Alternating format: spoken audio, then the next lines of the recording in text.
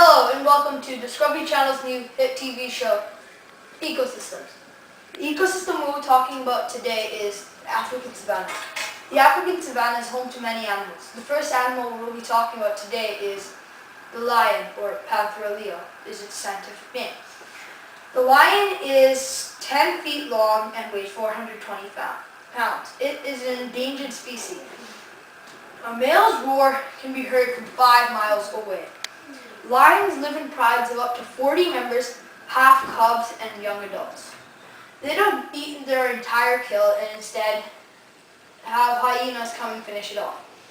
A lioness can run 35 miles per hour and jump 30 feet.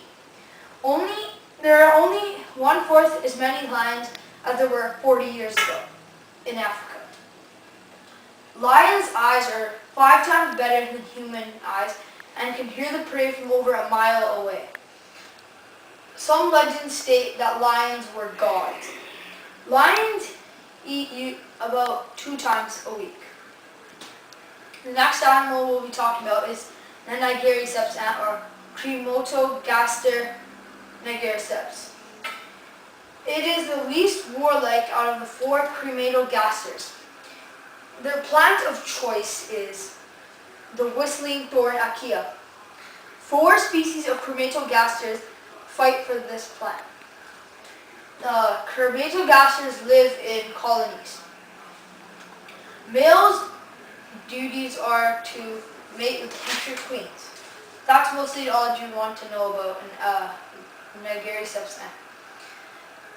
The African elephant is 10 feet high and 10,000 pounds. It has 2 large teeth that stick out of its mouth, which are its tusks, and has a flexible, long trunk, and it eats grasses, fruit, tree leaves, bark, shrubs, and vines. They usually live for 70 years and sometimes die of starvation because their molars wear down. Molars are your back teeth. There are 10 to 15 elephants in a group. Usually a female is the head of the group. They communicate with sounds lower than human hearing. The carcal.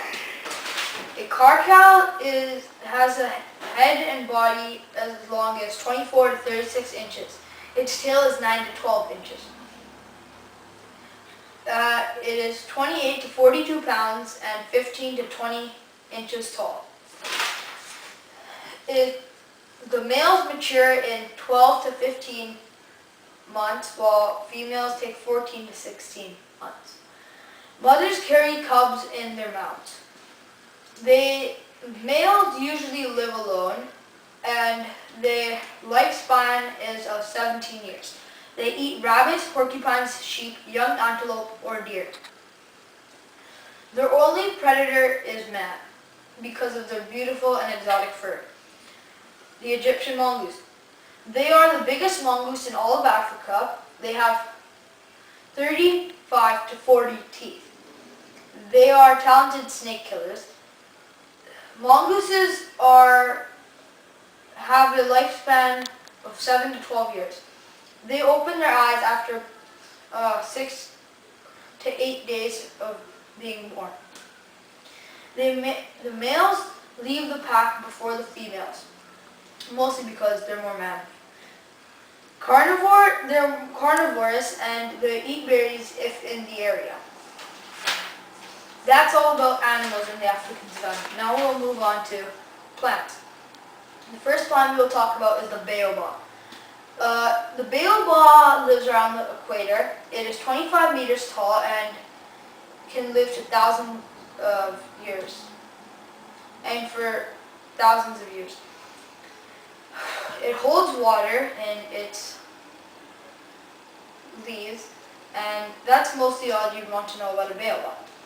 The whistling thorn, as you already know, is the home of stinging gnats, or as we call them, Crematogaster. They usually go for 18 feet and are sometimes stunted. Their seed pods are nutritious for animals and humans. The Bermuda grass. The Bermuda grass originated from the savannah. Their roots are 47 to 59 inches underground. Their blades are 1 to 4 inches long. They reproduce through seeds and are the first plant to grow back after a fire. They are sacred to Hindus because Hindus fed this grass to their sacred cows. Romans used its juice from stems as strength to stop bleeding. The kangaroo paw. The kangaroo paw is a red and green color and has unscented flowers which can grow 10 centimeters long. It has a sturdy stem which is perfect for birds to perch on. And that stem can grow up to 10 meters high. That's pretty long.